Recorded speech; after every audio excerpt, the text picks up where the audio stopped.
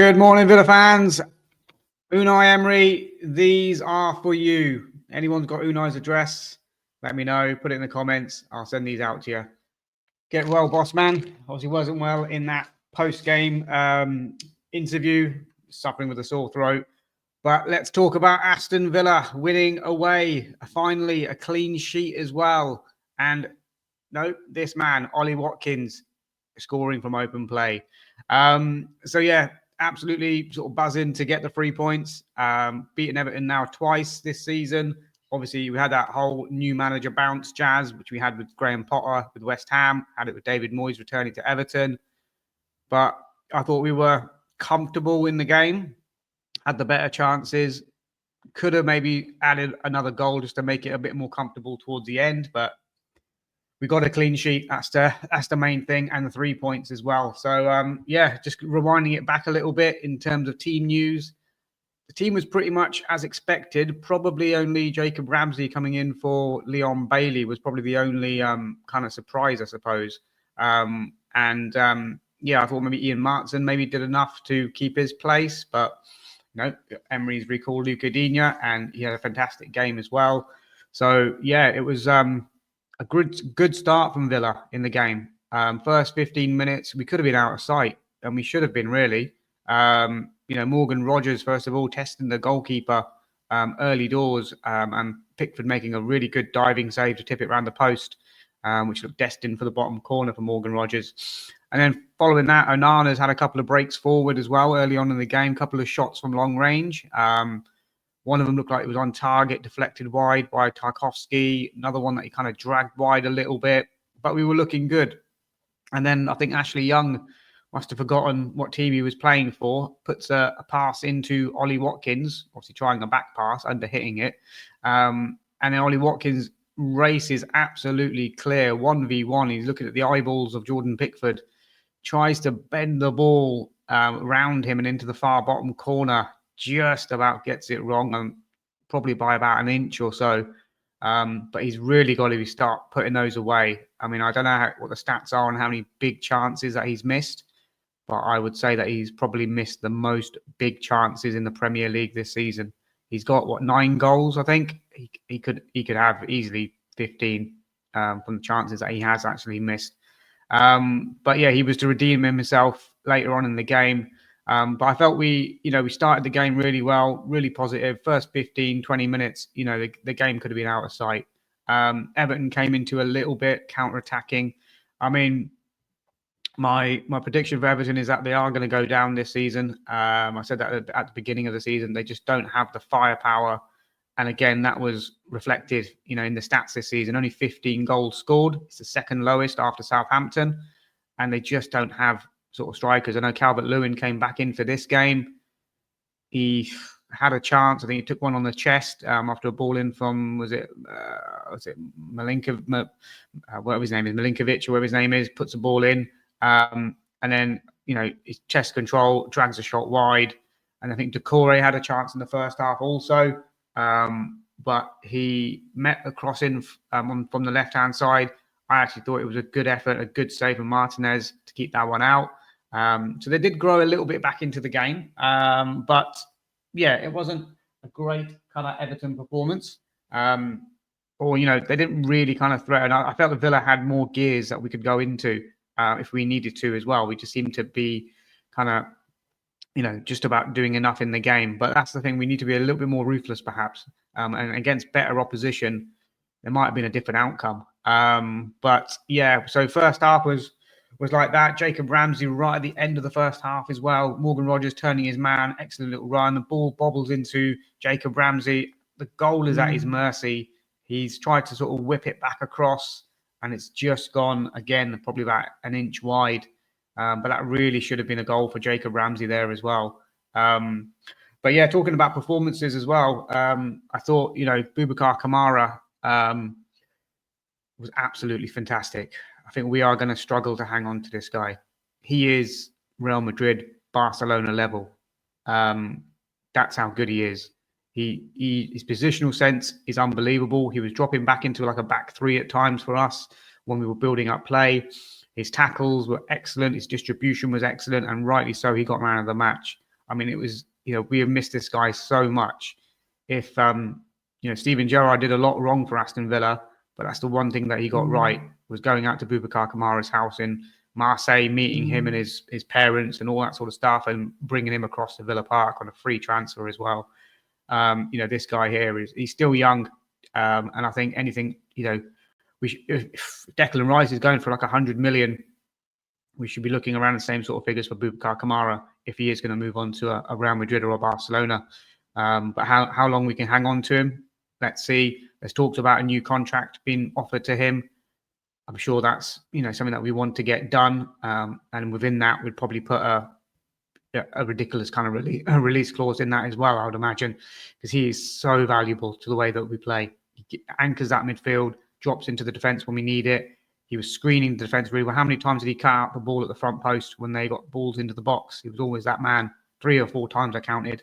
But Boubacar Kamara, fucking well done, mate. Absolutely fantastic performance. Emi Martinez didn't have too much to do. Say that shot from Decore, a couple of crosses that he claimed, a little late save at the end when it got a little deflection. I thought, God, what's going on there? But he made it look comfortable. All in all, an easy day work really for Emi Martinez. Didn't have to do a lot. Didn't really have to get his gloves dirty too much. But yeah, good performance. Matty Cash, so I'll give Emi Martinez a solid 7. Good going for the player ratings. Matty Cash, talking about him, I thought he was solid as well. Had there's Iliman Ndiaye that was up against him sometimes, who's can be a tricky customer, but I thought Cash dealt with him well. Didn't kind of get forward maybe as much as he could. I mean, he did get forward. He was in positions, but he didn't. There was no final kind of ball. There was no cross. There was no shot. But he was always making that kind of overlapping run, supporting run, getting forward, but didn't do a lot in the final third.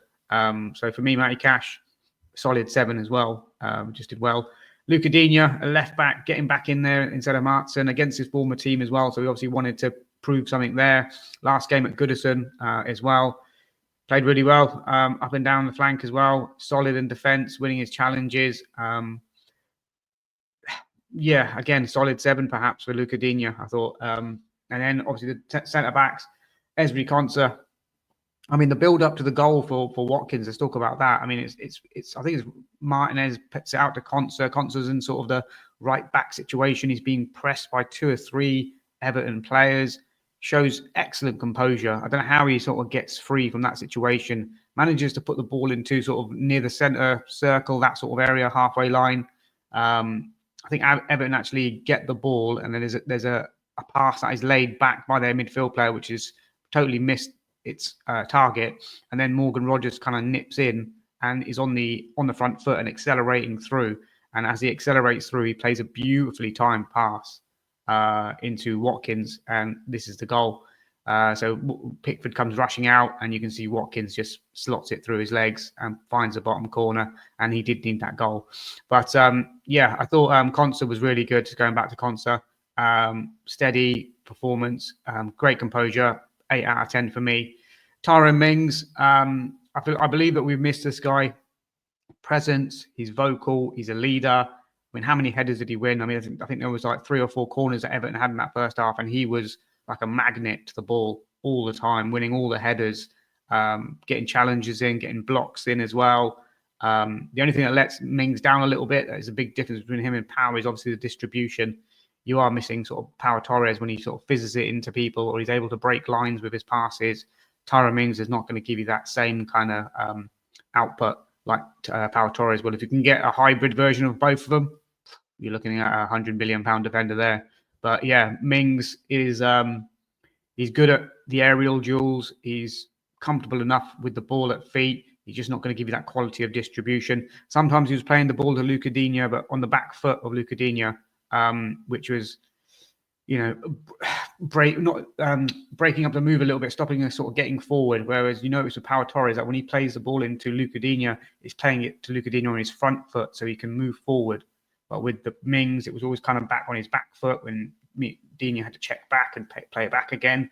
So, yeah, but Mings, I'm going to give him a solid 8 as well. I thought he was really good today. And then, Kamara, as I mentioned there, absolutely fantastic. For me, 10. Alongside him was Onana against his former team as well. Obviously had a point to prove, came out, really sort of wanting to make an impression and get a goal, I think, maybe. So Onana was getting stuck in. And I would say Onana, I'd give him a solid 7 for this one.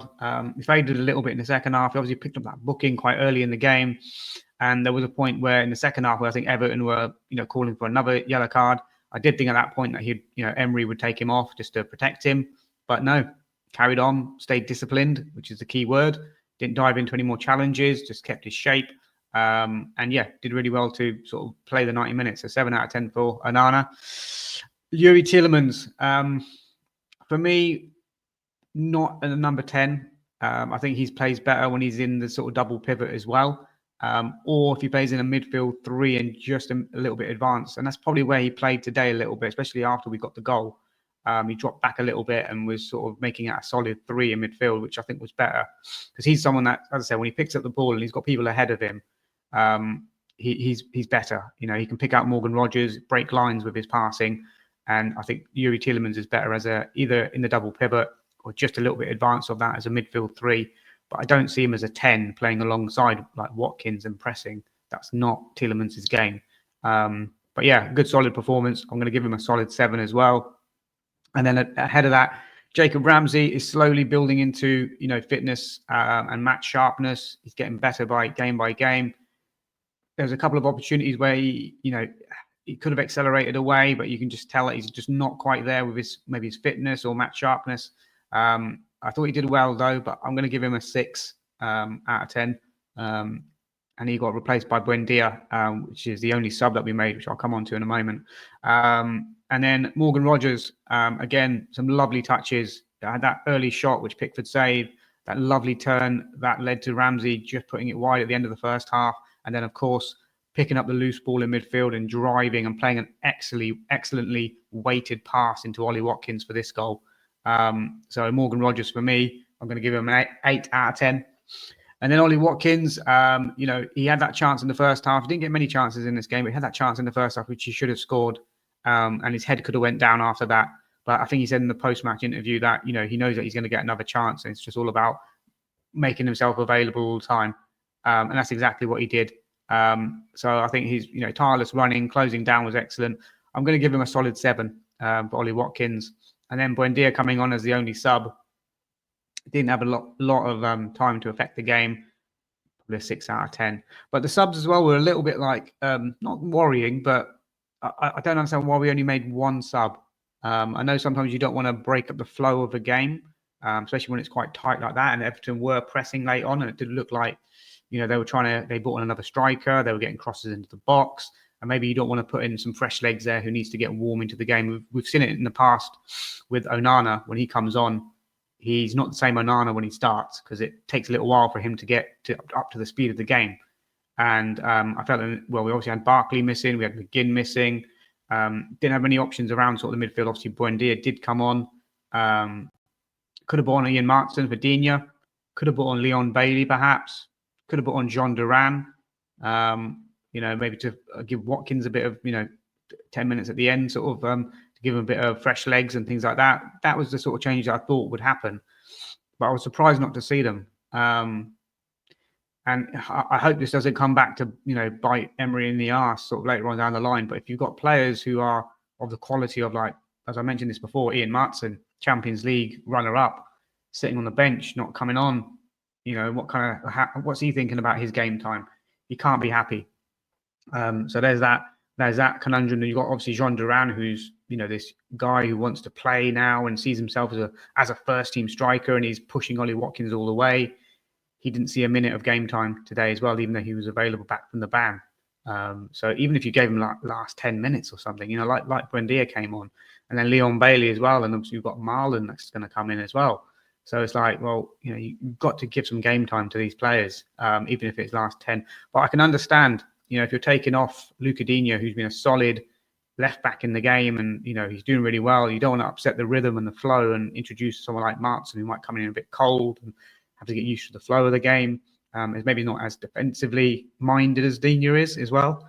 So there are a lot of reasons why. I mean, there's no way we should be taking off someone like Boubacar Kamara in this game, for example. He was absolutely pivotal to stay on. And we've seen games where Kamara has come off and the midfield kind of pivot has has gone to shit. So I can see the reasons for not doing it and only making that one sub. But then I do worry about, these are professional footballers. They all have kind of egos and they all want to play. That unless he's reassured them of game time, perhaps against Arsenal or Monaco, you could probably see Jean Duran starting the game against Monaco, in all honesty, and probably getting some game time against Arsenal as well. Maybe there's assurances there. But yeah, it was just a bit of a weird one, really. That we only made one sub. But 3 points is 3 points. We go into 7th position now. Results did kind of go our way in this sort of game week as well, which was good. We are, still active in the transfer market. I mean, I think Unai Emery said even after the Marlon deal that he's still looking at maybe sort of 2 or 3 more incomings. Jadon Philogene has left for Ipswich. Monchi, well done. If you never do anything else in your life at Aston Villa, you have earned your annual salary on that one. How the hell have we sold Jadon Philogene for literally the same money that we're getting someone like Daniel Marlon for? What an incredible bit of business that is. Incredible bit of business to get rid of someone like Jadon Philogene, who I've been consistent. I've never been a fan of him. I don't rate him as a footballer.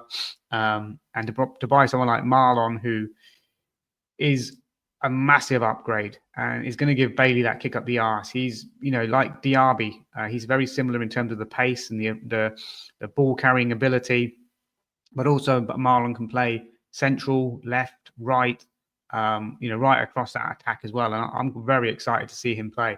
I think he's going to be a really, really good signing for us, Marlon, when he gets on the pitch, hopefully against Arsenal, against his sort of former team that he came through the youth academy with. It'd be great to see him get some minutes there and sort of see what he can do at the Emirates, which I'm sure that he would love to do as well. But yeah, so it's 3 points. We've stopped the 5 in a row away defeats. We've got a clean sheet. I believe that's our 3rd clean sheet of the season. So, Emmy must be happy with that.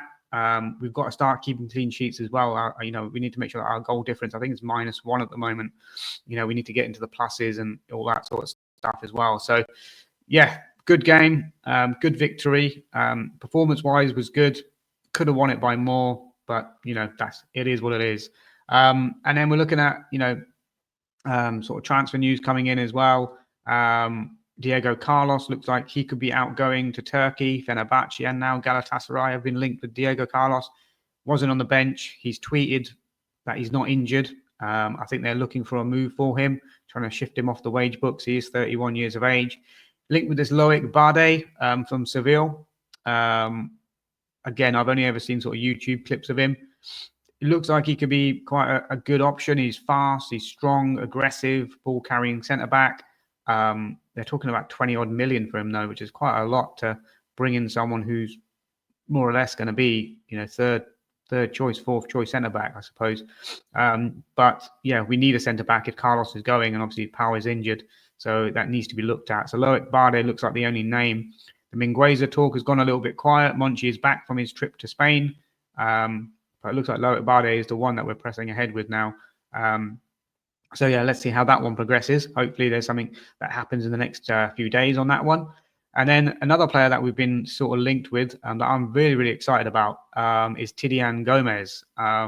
Again, I've only seen clips of him on YouTube. He's playing for Caen in Ligue 2, the French second division. But from what I've seen of him, and I know I'm only going off YouTube clips and things like that, he looks like a fantastic player. Fantastic player. He's left-footed, well, he's both-footed really, but stronger on his left. He's a winger. He's quite tall. If I compare him to someone, it would probably be Michael Elise, that sort of player, that kind of running style, quite elegant, able to move the ball and manipulate the ball really well. I love those sort of players that can use both feet. So he'll, have it on his left, shift it to his right, back to his left, and a very quick movement, which looks so good on the eye as well. And he does that quite often to slalom away from players. But yeah, guys, if we can get this player on board, he looks fantastic. And I would probably say he'd be someone that would come into, if we sign him now, keep him on loan at Caen, bring him in next season. He's someone that could, challenge the first team place, even at, I think he's like 18 or 19, I'm not sure. But he looks like a hell of a player. He's tall, needs to fill out a little bit perhaps, but he looks like a talent, absolute talent. I mean, I've worked in academies and I've coached academy teams as well at Reading, well, a long time ago now.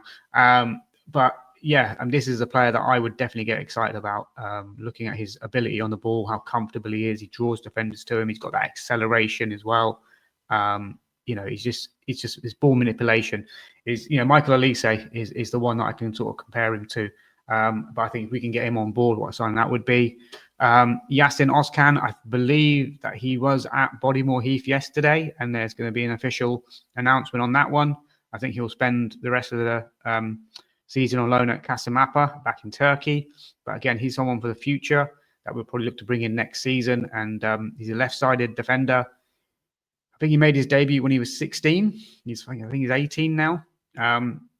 He's only got like 40 appearances under his belt at 18. So, he's had a full season, really, of men's football underneath him. And he looks like a really big hope in the Turkish game. So, yeah, it'll be interesting to see how he gets on. He is left-footed.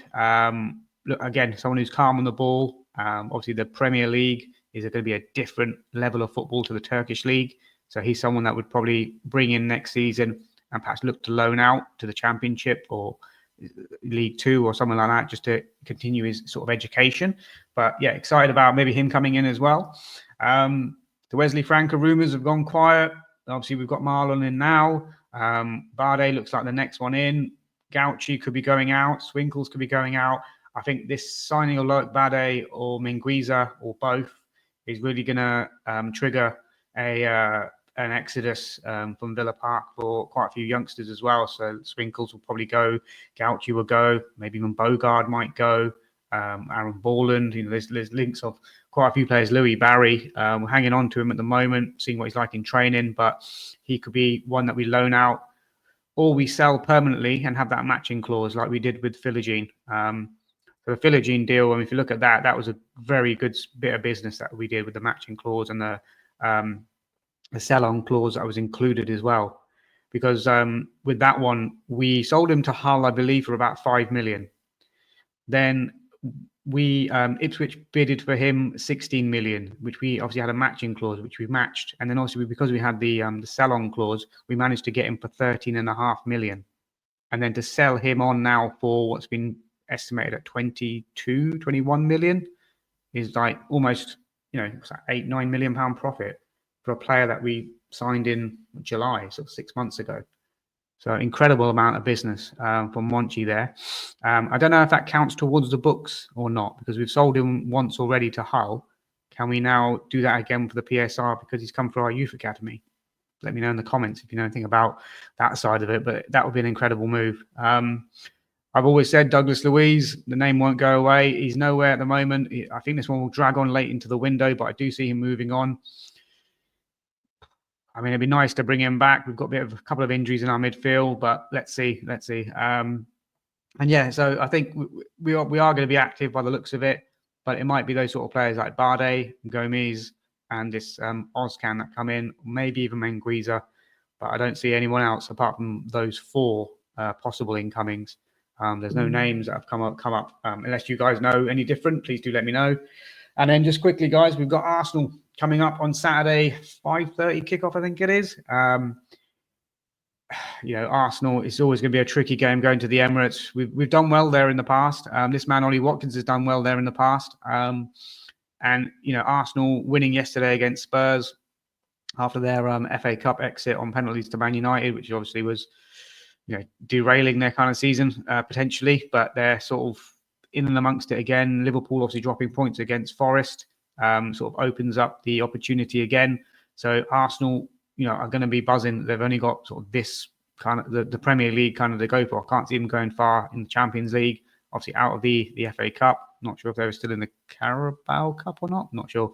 Well, but anyway, but yeah, going to be a tough game as it always is. I'm not sure if Saka is back or is his injury more long term.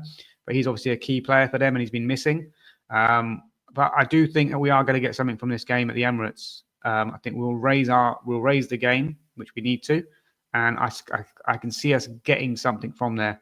I'm going to go for a 2-2 draw as a score prediction. But it's going to be a tough game. It might be one of those games that, we get a scrappy late sort of equaliser or a couple of set pieces, maybe sort of Tyron Mings up from the back or even Onana. But I just see us raising our game for the Arsenal game. Emery hopefully feels better and, he can inspire us to a win at the Emirates again. That'll be absolutely fantastic. I think Tielemans is going to be important. I think he's a sort of player that can, pick out passes for us. And, Morgan Rogers, hopefully so. And who knows, Donyell Marlon off the bench. Could it be a winner from Donyell Marlon in the 89th minute against his former side? You can see it happening, couldn't you? With his rapid pace coming off the bench. I'm pretty sure he won't start. But, coming off the bench, rapid pace and just, coming up with a last minute winner, 3-2 Villa. That would be absolutely fantastic. But if you offered me a point, I'll probably take it now. But yeah, guys, let me know your thoughts. Let me know your comments, your transfer rumours. What are you hearing? Who would you start against Arsenal? Does Watkins get another start, or do we go with Duran? Does Bailey come back in? Does Martin come in to give us a bit of an attacking leverage on that left-hand side? So yeah, guys, let me know your thoughts. I'm not sure who's back from injury. I think John McGinn is not too far away, but he might just miss this one and be available for the Monaco game. By the sounds of it, I think his injury is not as serious as they first thought. So, but let's see. But hopefully, guys, there's some more incomings in the next few days, and I'll jump back on for a match reaction against Arsenal after the game. Hopefully, we're celebrating 3 points and a Donyell Marlon last-minute winner. But I would take a point if you offered it to me now. All right. Until the next one, guys. Up the Villa. Enjoy the rest of your working week.